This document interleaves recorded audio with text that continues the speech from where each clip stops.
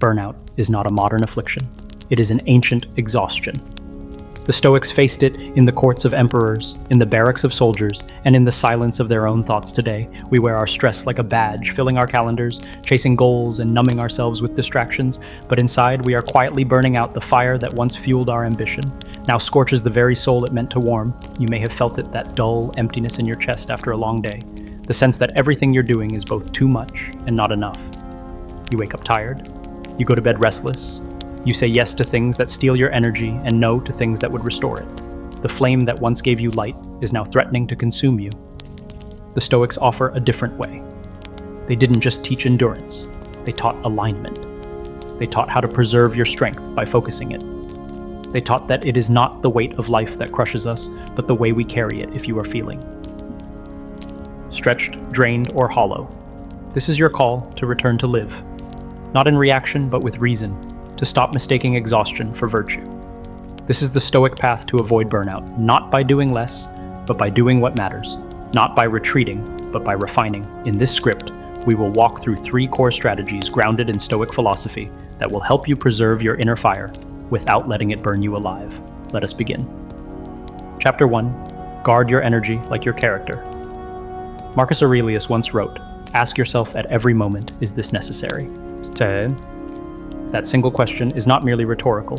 It is a form of armor, a moment-to-moment audit of attention, a practice of protecting your mind from being pulled into 1,000 unnecessary battles. It is the Stoic's compass in a world flooded with distractions, demands, and noise.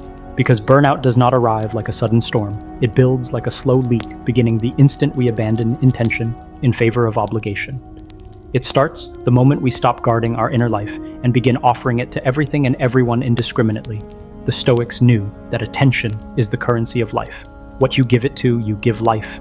To what you entertain, you empower. If you squander that energy on petty arguments, endless, scrolling, mindless tasks, and shallow conversations, you are emptying the well from which all purpose must be drawn. Seneca warned that we suffer more often in imagination than in reality, that suffering is often self-inflicted through misplaced attention.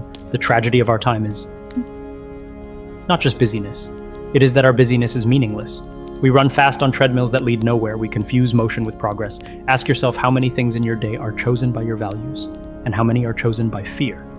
Fear of disappointing someone, fear of being seen as lazy, fear of not doing enough, fear of falling behind when your schedule becomes a reaction to fear rather than a reflection of purpose. Burnout is inevitable. The Stoic response is to reclaim your agency, to move from reflex to reason. They do not say yes to everything. They say yes only to what aligns with principle, because they know that energy, like money, must be budgeted with care, or it vanishes into emptiness. Boundaries are not walls of selfishness. They are gates of clarity. The Stoic protects their energy because they understand its sacred function to animate virtue. Every act of patience, every moment of courage, every word of wisdom requires fuel. If you deplete that fuel on trivialities, you will have nothing left for what truly matters, just as you would not give your house keys to a stranger. The Stoic does not give their time to chaos. They are not hostile, but they are selective. Their silence is not avoidance, it is wisdom. Their withdrawal is not weakness, it is self-respect. You are not broken for needing rest. You are not fragile for declining, yet another draining obligation. You are not lazy for choosing stillness over the performance of productivity. The modern world wants you to believe that your worth is tied to your exhaustion, that if you are not burned out, you are not working hard enough. But this is a lie designed to keep you on a wheel that never stops. Turning. Burnout thrives on this illusion that depletion is the price of success, that fatigue equals significance. The Stoics saw through that. They knew that life is not about how much you can endure blindly, but about what you endure for. They remind us that exhaustion without virtue is simply erosion. You are not supposed to burn your soul to light someone else's path while extinguishing your own to serve others meaningfully. You must first remain connected to your own reason. You must serve your principles, not your people. Pleasing you must nourish the mind before you attempt to influence the world around you. Saying no is not an act of rebellion, it is an act of wisdom. It is not a rejection of others, it is a return to your priorities. Sometimes the greatest discipline is found in what you refuse to do, saying no to overcommitment, to false urgency, to the illusion of being needed. By all things at all times is the very thing that allows you to show up with strength where it truly counts. Epictetus, who knew the prison of both chains and expectations, warned us, "Be mindful of who and what you allow into your inner world, because not everything that knocks deserves to be let in. Some people enter only to stir chaos. Some responsibilities dress themselves in importance, but are hollow at the core. There are demands that appear urgent, but are in fact distractions wearing the mask of duty every time you feel your peace. Fray your breath, shorten your jaw, tighten, pause. These are your body's way of signaling that your boundary has been crossed, that something has gained access to your inner life without your full consent. Ask yourself in these moments, is this necessary? Is this task, this person, this thought, this commitment necessary? If the answer is no, if it does not serve your virtue, if it does not align with your values, then release it. Burnout is not about how many hours you work. It's about how many of those hours are spent in contradiction to what you truly believe. It is not intensity that drains you, it is misalignment. Invisible weights are often the heaviest. The pressure to be agreeable, the impulse to respond to every request, the fear of being misunderstood. But the Stoic knows that you cannot carry every load and still walk with strength. Let go of what is not yours. Let go of the need to explain yourself to those. Committed to misunderstanding, you let go of the desire to fix everything outside of you while neglecting the peace within you. And when you feel that rising urge to intervene in every debate, to prove yourself, to stretch yourself thin, trying to be enough for everyone, pause. That moment is sacred. It is the gap between reaction and reason, between emotional impulse and stoic restraint. Remember, your time is not endless. Your presence is not inexhaustible. Your mind is not immune to fatigue. All of these must be protected, not exploited. You are a flame. Yes, but you are not meant to be a wildfire. You are meant to illuminate with control, not consume everything in your path. Guard your energy, the way you would guard your virtue, because in the Stoic understanding, they are not separate. You cannot live wisely if you are constantly drained. You cannot serve justice. If you are overwhelmed, you cannot practice courage. If you are scattered and depleted, energy is the soil from which your character grows. Preserve it, tend to it, and when necessary, protect it with silence, with solitude, with a decisive and unapologetic no. To the Stoic, self-care is not indulgence. It is preparation. It is the essential maintenance of the vessel that carries purpose without recovery. Even the strongest intention will eventually crumble. Self-care is not a reward for finishing the race. It is the breath that allows you to keep running it. It is not retreat from life's challenges, but a recalibration that ensures you meet them with strength instead of weariness. Rest is the act of strategic withdrawal, not to avoid responsibility, but to sharpen your edge before returning to it. The Stoic does not waste energy trying to be omnipresent. They are not obsessed with being available to all things at all times to all people. They focus their energy like a blade, sharp, efficient, and deliberate. They do not blur their day with half-hearted commitments and shallow obligations. Instead, they practice restraint and intention. They understand that depth, not breadth, creates lasting impact, that fewer things done with full presence are infinitely more powerful than a 100 things done while fragmented and distracted. Self-care in this sense is not a bath or a break. It is a discipline, a form of inner maintenance, an act of philosophical responsibility. It is the clarity to step back and say, this must wait, because I cannot give it my best right now. Not because you are lazy or avoiding life, but because you are committed to living with intention. It is the humility to acknowledge your limits, not with guilt, but with grace. The courage to protect your focus, even if it means disappointing others. The wisdom to know that saying yes to everything is the fastest way to dilute the power of your purpose. Rest in this light is not a retreat from effort. It is what makes true effort possible.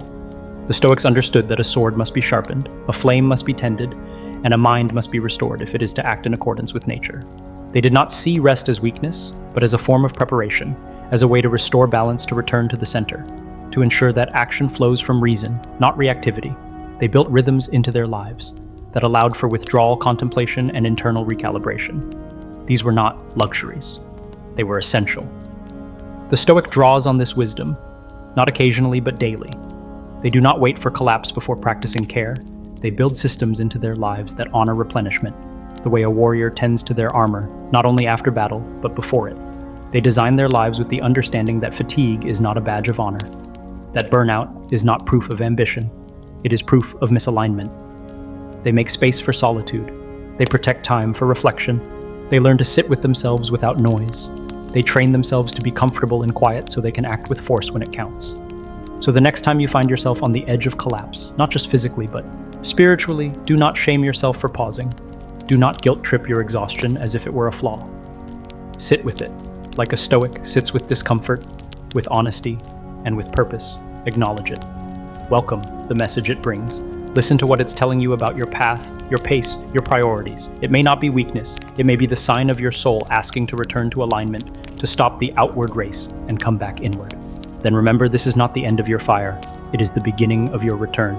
It is the quiet rebuild before the next great act, the slow reassembly of self. After being pulled in too many directions, it is the silence in which strength gathers, not the strength of force, but the strength of clarity, of renewed direction, of refined purpose. It is the inhale before the necessary breath, out. The filling of your lungs with intention before you step forward again. It is the sacred pause that transforms the automatic into the deliberate, the reactive into the composed.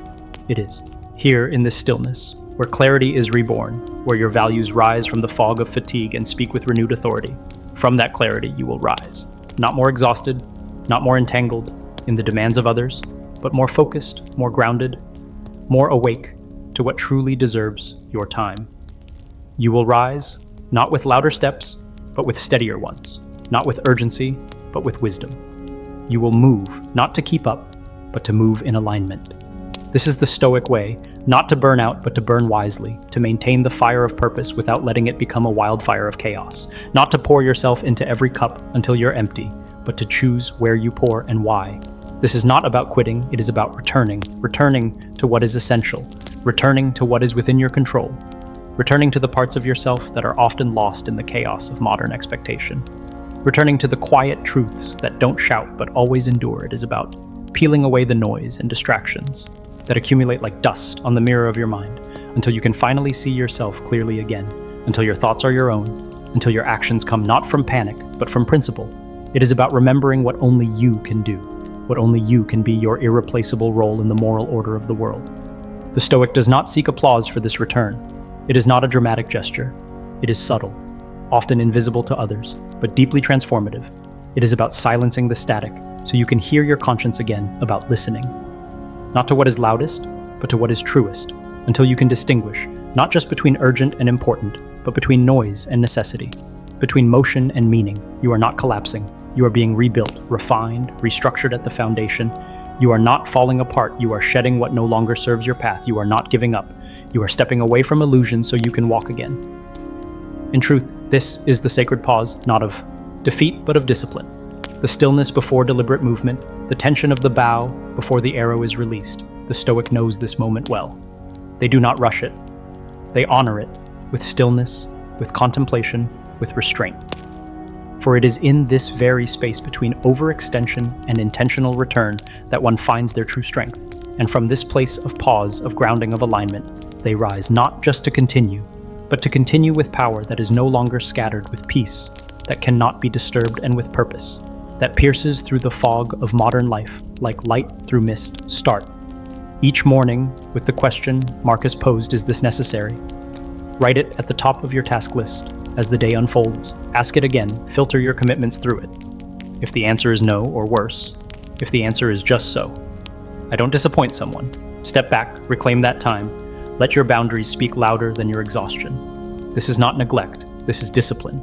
It is the deliberate choice to stop pouring yourself into every crack in the wall and instead reinforce the foundation.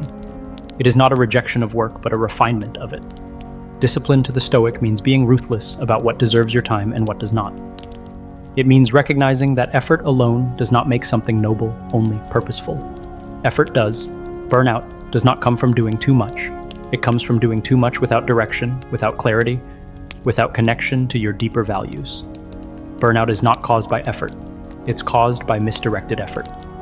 It's what happens when we mistake motion for progress, noise for significance, and fatigue for worthiness. It's what happens when we betray our internal compass in an attempt to meet external expectations. The Stoic sees this and stops, not out of laziness, but out of precision.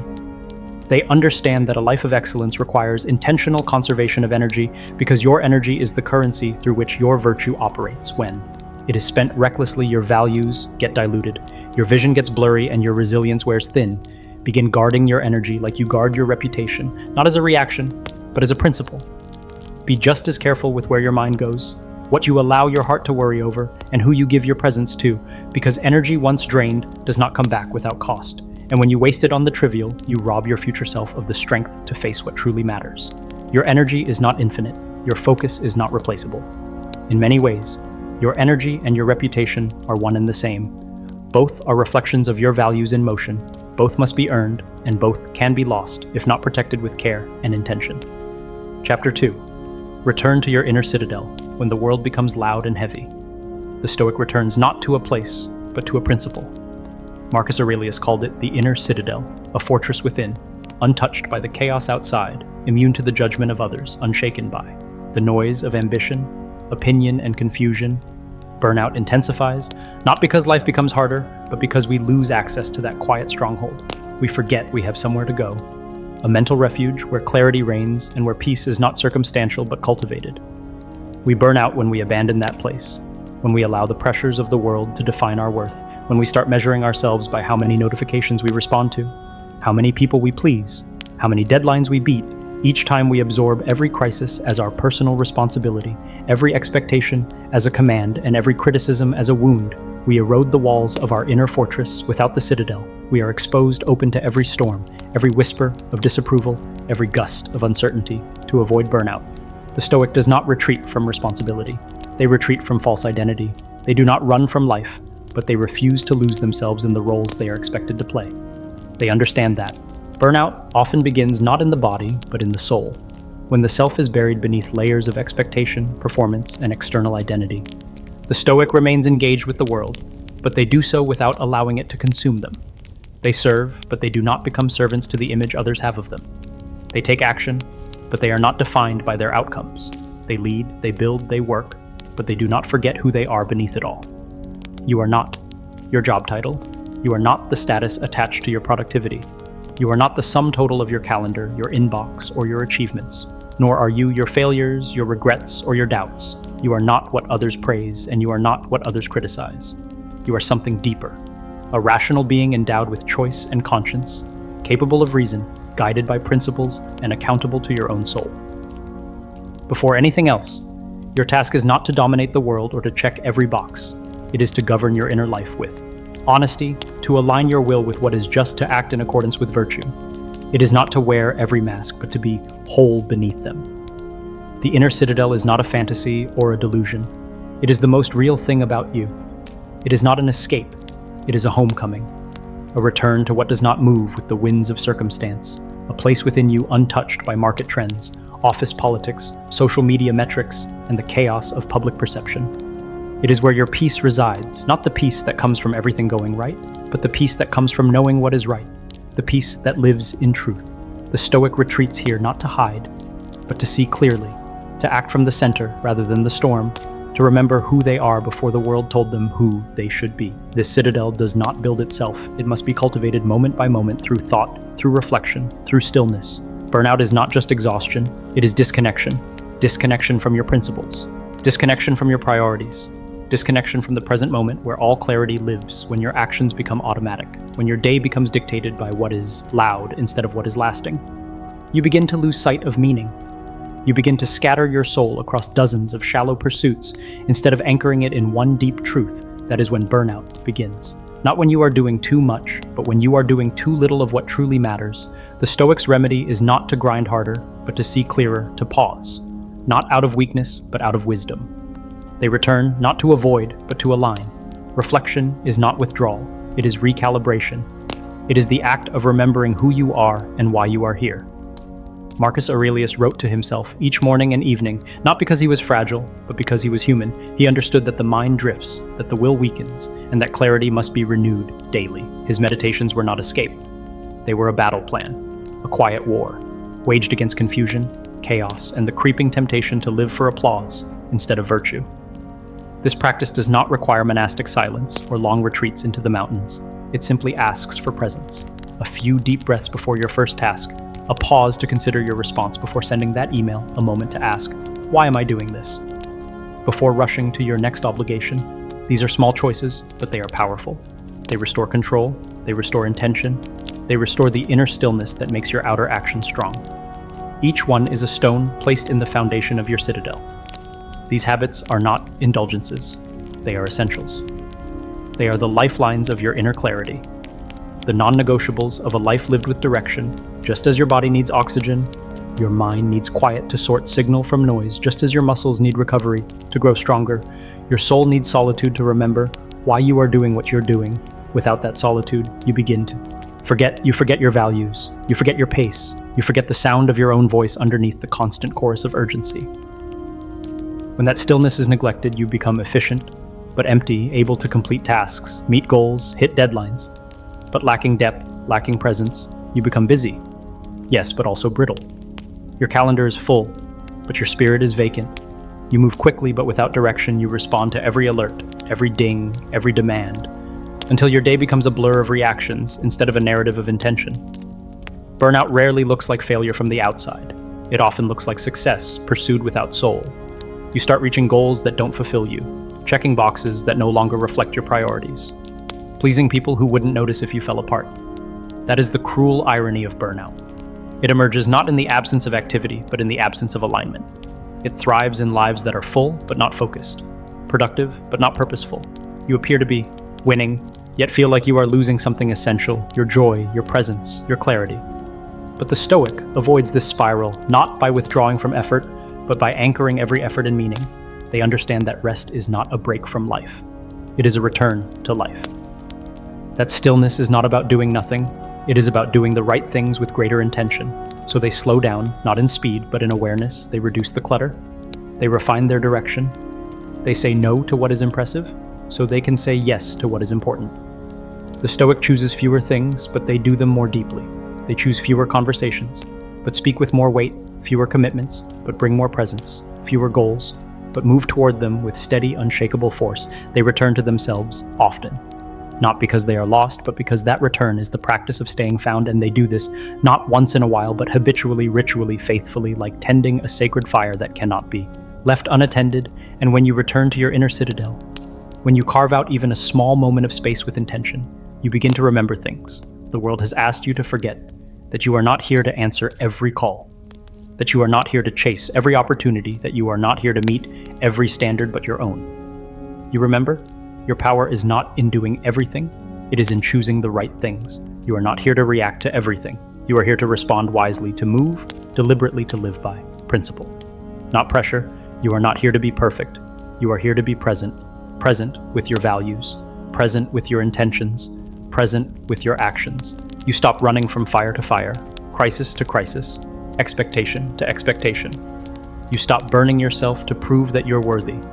You begin to carry your own flame differently, with steadiness, with grace, with restraint. That is the Stoic path to resilience, not the false resilience of silent suffering, but the true resilience of daily return. It is not about holding everything together while crumbling inside. It is about coming back to yourself so consistently that you don't have to fall apart. It is about loyalty to your truth. It is about choosing peace over pressure, intention over impulse. And in doing so, you don't just avoid burnout. You build something better. You build a mind that cannot be shaken, a character that cannot be bought, a clarity that no noise can steal. Create a daily ritual of return. It can be 5 minutes of journaling, where you write what you're grateful for, what you're anxious about, and what you must remember today. Or it can be a walk without your phone, a pause in your car before entering your home, a trip to the gym, a workout routine from home, such as push-ups and sit-ups, or a still moment with your coffee before the day begins. Use that time to reconnect. Ask yourself, what am I doing? Why am I doing it? What truly matters today? Let your answers rebuild the walls of your inner citadel. Let them remind you that peace is not passive. It is protected in this citadel. There is no burnout, only clarity. The kind of clarity that clears the fog from your thoughts and brings you back to what is real and right. Only strength. The deep, resilient kind that doesn't boast or break, but bends and adapts. Only the quiet confidence that you can endure anything, because you are no longer trying to be everything to everyone. No longer pulled in 100 directions by the need to prove, impress, or perform. You stop seeking wholeness through external validation and begin cultivating it from within you. Understand that the world can roar, but it doesn't have to live inside you. You see that peace is not a place you reach. Once the noise ends, it's a place you choose in the midst of it. And the more often you return to this citadel, the more unshakable it becomes.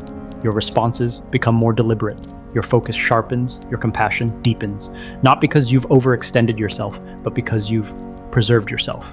This is the heart of Stoic resilience, to endure not with tension, but with composure, to keep going, not out of obligation, but out of alignment. And in this citadel, the fire within you is not chaotic or consuming. It is steady.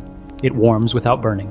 It illuminates without exhausting you. Carry it forward, not to conquer the world, but to remain sovereign over your own. Chapter 3, Master the Art of Pausing Burnout, feeds on momentum without meaning.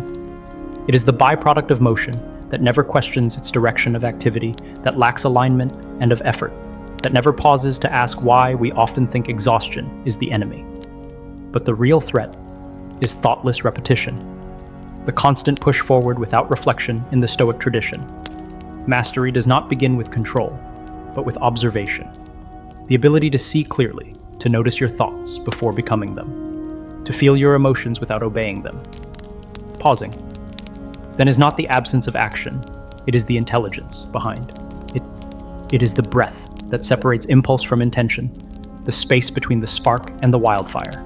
And it is within that space where your power lives in a world addicted to urgency. The pause becomes a rebellion when your phone pings, when your coworker complains, when your schedule overflows, when your mind spins with imagined catastrophes. The untrained mind reacts, it lunges, it overreaches, it collapses under the illusion that everything is urgent and that you must meet every demand immediately to prove your worth. But the Stoic does not flinch. They observe the urge, then they interrogate it. They create a conscious delay between stimulus and response. Seneca reminds us, if one does not know to which port one is sailing, no wind is favorable.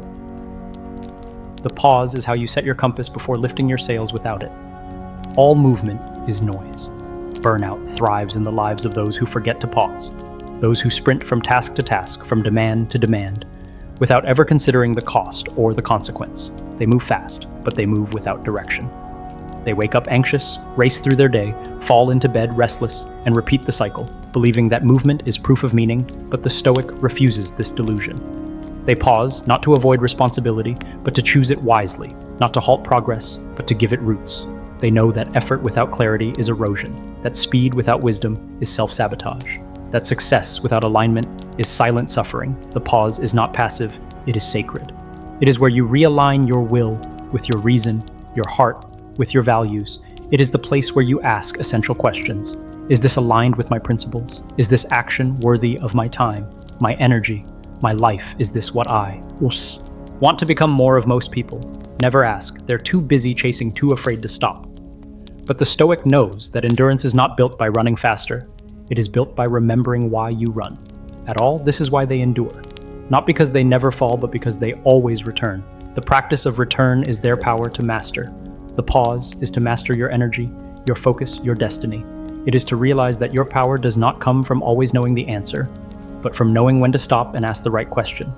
It is to understand that a single mindful breath, taken in the heat of anger, in the middle of overstimulation, in the quiet anxiety of overthinking, has the power to interrupt an entire downward spiral.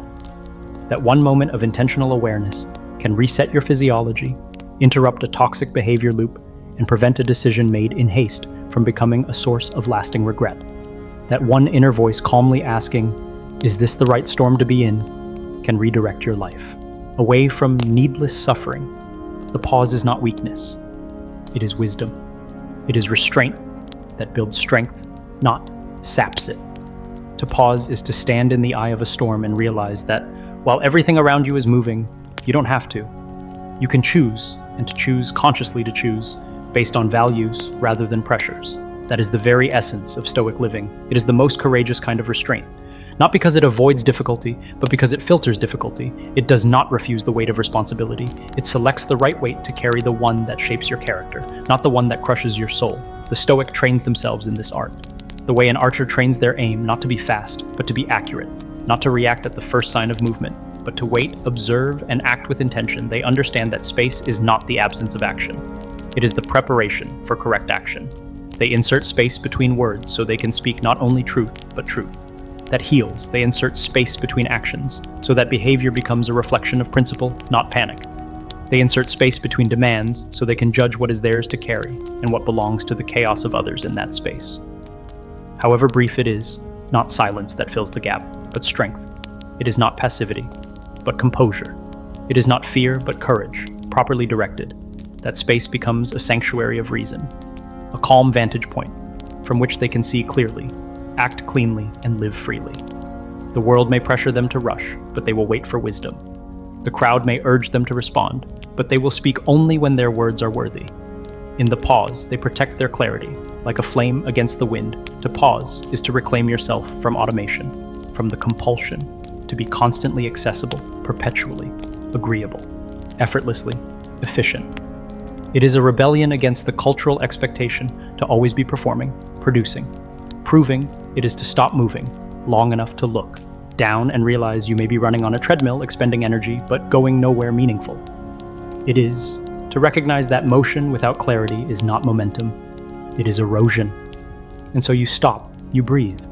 You ask, why am I doing this? Who is this? For what am I sacrificing to keep going like this? These are not passive questions, they are the steering wheel of a conscious life. Every moment given to reflection is a moment reclaimed from reaction, a moment where you shift from being a puppet pulled by strings of urgency to becoming once again the sculptor of your time, the author of your actions, the guardian of your soul. This is the sacred moment where the Stoic resets not only their nervous system, but their sense of direction, their core values, their relationship with time and truth, where they retreat into the citadel of inner stillness, not to hide, but to align. It is in this quiet space that they remember what the world tried to make them forget, that clarity is not found in acceleration, but in reflection, that productivity means little without purpose. The pause is not the death of forward motion, it is the refinement of it. The Stoic understands that progress without awareness is like a ship with full sails and no rudder. Unexamined momentum is not an asset, it is a danger, disguised as discipline, and so they do not collapse under the mounting weight of the world, they do not fade into exhaustion. When others would, they do not disappear into noise because they have made stillness their sanctuary. They have carved silence into a daily rhythm. They have made clarity a habit, not a lucky insight, but a ritual practice. They burn on not in chaotic bursts, but in focused flames, not in desperate frenzy, but in calm mastery. Their fire is not random. It is refined. It is chosen. It is fueled not by pressure, but by purpose. That is the Stoic way to endure. Not through chaos, but through command to keep going. Not because they are forced, but because they are anchored. Build pauses into your daily life, like pressure valves, mechanisms that release the internal strain before it explodes into overwhelm. Identify the signals of stress in your body, the quickening of breath, the tension in your shoulders, the racing of your mind. These are cues, not commands. When you feel them, install a mental trigger. Pause before speaking. Pause before committing pause, before reacting. Even a few seconds of stillness can redirect an entire outcome. Let that pause become your gateway back to reason. Create sacred spaces in your day for intentional slowing before meetings. Take a moment to breathe before checking your phone. Take a beat to remember why you're checking it at the end of the day. Make time for a brief reflection. Write down one thing you did on autopilot without awareness, and one thing you did from a place of purpose. Explore the difference in outcome. Explore the difference in feeling. Then strengthen the second. Over time, this simple practice will rewire your nervous system to favor response over reaction, intention over instinct. Burnout is not the enemy of greatness. Thoughtless activity is the real threat, is the compulsion to keep going without questioning direction or destination. It's the reflex to act simply because movement feels like meaning, but the Stoic knows better. They know that not every effort is progress, not every task is valuable, and not every path deserves your steps. The enemy is the unexamined life on autopilot, the one that confuses busyness with purpose. When you never pause to ask where you're going, you risk spending your entire life getting nowhere. The pause breaks. That spell it offers you a moment to recalibrate. Before you commit to pause is not to fall behind. It is to step off the assembly line of anxiety and reclaim your sovereignty. It is to rise above the crowd that rushes into exhaustion and instead say, I will choose how I spend this moment. To pause is not weakness. It is strength in stillness. It is the decision to move forward with clarity rather than chaos. Let the world race, if it must.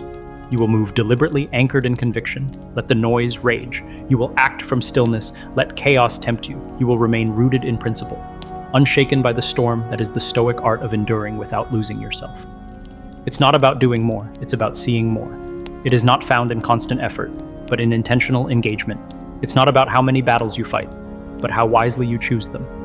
The Stoic pauses to gain perspective. They pause to ensure their actions still reflect their deepest values.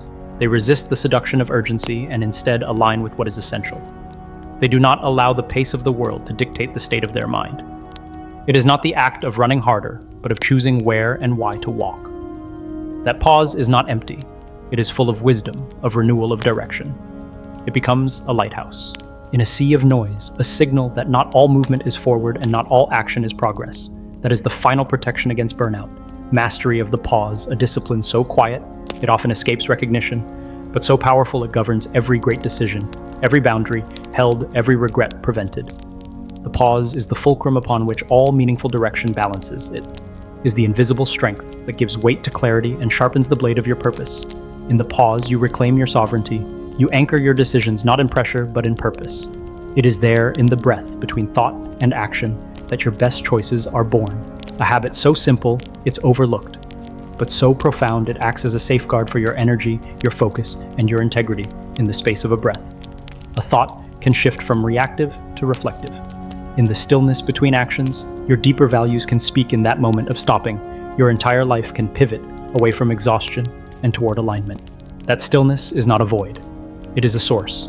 It refuels what frenzy drains. It clarifies what chaos clouds. It re-enters what stress tries to scatter in a world that constantly demands more, louder, faster. The Stoic finds strength in stepping back, not as an escape, but as a re-entering.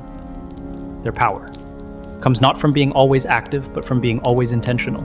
They are not driven by pace, but by principle. They do not confuse acceleration with achievement.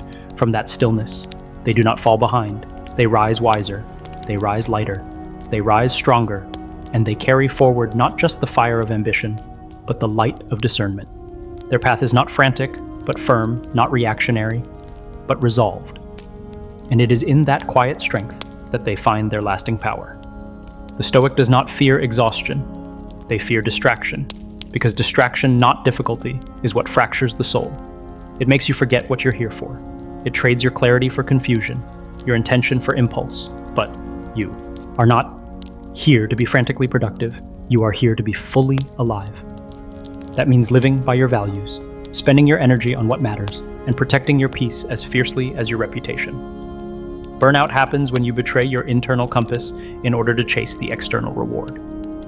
It is a spiritual misalignment, not just a physical depletion, but the Stoic knows how to return. They know that energy is sacred, that rest is strategic, that presence is power. They choose quality over quantity, depth over speed, and in doing so, they last longer, shine brighter, and suffer less. You were not made to run endlessly. You were made to burn steadily, to pace yourself with wisdom rather than chase the world with desperation. You were not designed for permanent acceleration, but for sustainable purpose. You were made to endure not by sheer force, but by unshakable alignment, to move through the world, not as a machine pressed by deadlines, but as a sovereign being directed by principle. Let others rush through life, chasing everything, only to feel they've gained nothing. You will walk with intention. Let others spend themselves, proving they're enough. You will remember you already are. Let others race without direction. You will walk with purpose. Let them measure success by how much they do, while you measure it by how aligned you remain. You will remember that progress is not always forward, but inward. Sometimes the deepest growth is invisible.